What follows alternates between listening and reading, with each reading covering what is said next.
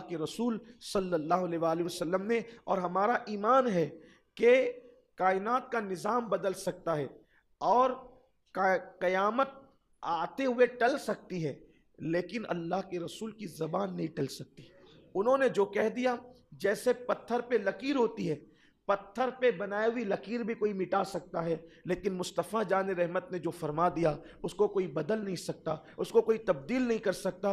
तो अब जिस रसूल के कहने पर हमने अल्लाह को एक माना, जिस रसूल के कहने पर हमने कुरान को अल्लाह की किताब मानी, अब वही रसूल फरमा रहे हैं, तुम्हारी बीमारियां हो, तुम्हारी तंगदस्तियां हो, चलते हुए तुम्हारा लड़खड़ाना हो, या तुम्हारा जो है वो ठोकर खाना हो, या तुम्हारे चिराग का बुझ जाना हो, या तुम्हारी औलाद का तुम्हारा नाफरमान हो जाना हो, या हुक्मरान का तुम्हारे लिए सख्त दिल होकर तुम पे जुल्म करना हो, ये सब हमारे बुरे अमल के सबब से है। अब हमें करना ये है, उसका हल भी बताया अल्लाह के रसूल ने।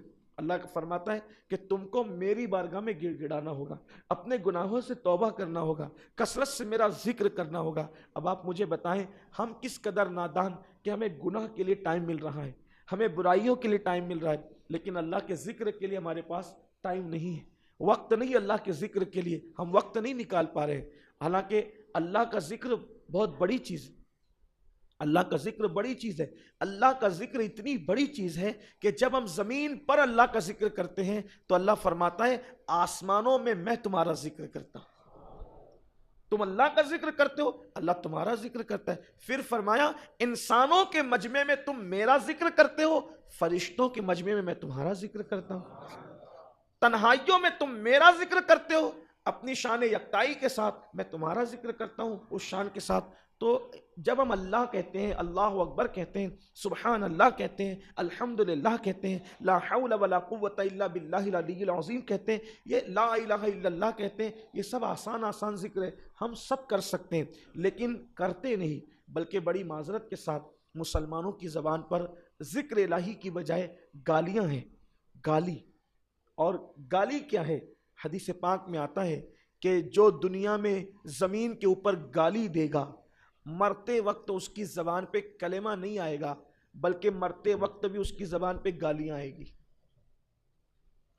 उसका खात्मा भी ईमान पर नहीं होगा। ये डर है, ये अंदेशा है। बुजुर्गों ने फरमाया कि गाली देने वाला जब दुनिया से जाएगा तो डर है कि मरने से पहले कि उसका ईमान न छीन लिया जाए। हमने गालियां दी, अपने बच्चों को गालियां दे करके गालियां सिखाई। मेरे आका सल्लल्लाहु अलैहि वसल्लम के दीवानों, कितना बड़ा अलमिया है कि जिस कौम को जिक्र इलाही करने का हुक्म दिया गया, कितना बड़ा अलमिया है।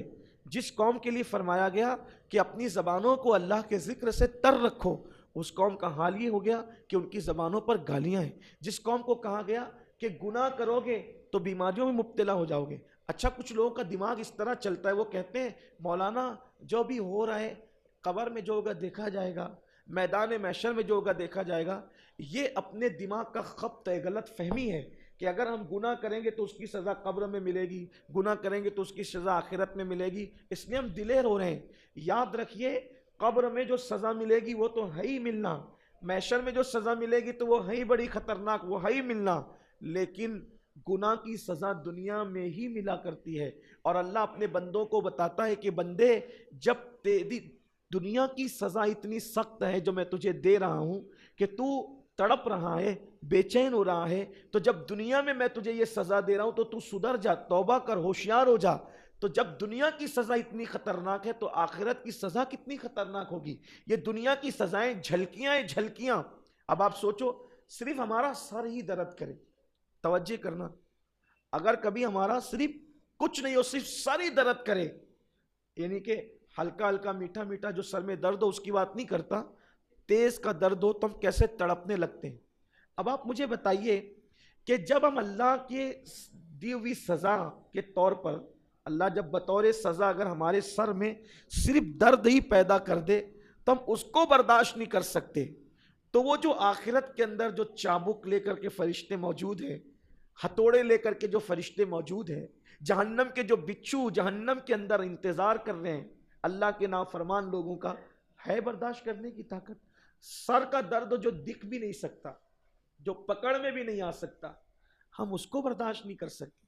और हम दिलेर कितने हो गए, बहादुर कितने हो गए, अरे छोड़ यार, यहाँ ऐश कर, जो कब्र में होगा देखेंगे, जो हश्र में होगा। मेरे भाई, अल्लाह यहां तुझे सजा दे करके तुझे गोया के सिग्नल दे रहा है, बंदे सुधर। तू अपने सर और कमर का दर्द बर्दाश्त नहीं कर रहा है, तेरा नाखून टूट जाता है और डॉक्टर अगर खींच ले तो तू उसको बर्दाश्त नहीं कर पा रहा है, तो तू वहां का वो अजाब क्या बर्दाश्त करेगा? इसलिए पलट अल्लाह की तरफ, दौड़ अल्लाह की तरफ, माफी मांग अल्लाह से। अल्लाह के रसूल अलैहिस्सलाम फरमाते, हुजूर सैयदुल मासूमीन थे, अल्लाह के रसूल तमाम मासूमों के सरदार हैं, गुनाह कभी उनके करीब से गुजर के भी नहीं जा सकता। वो फरमाते हैं, मैं एक दिन में 70 मरतबा अल्लाह की बारगाह में तौबा इस्तिगफार करता हूं।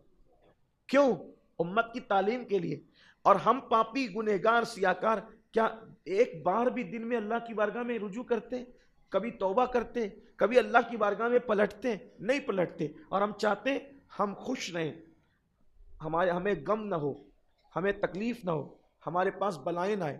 बिल्कुल खुश रहोगे, जमीन के ऊपर भी खुश रहोगे, जमीन के अंदर भी खुश रहोगे। गुनाह करना छोड़।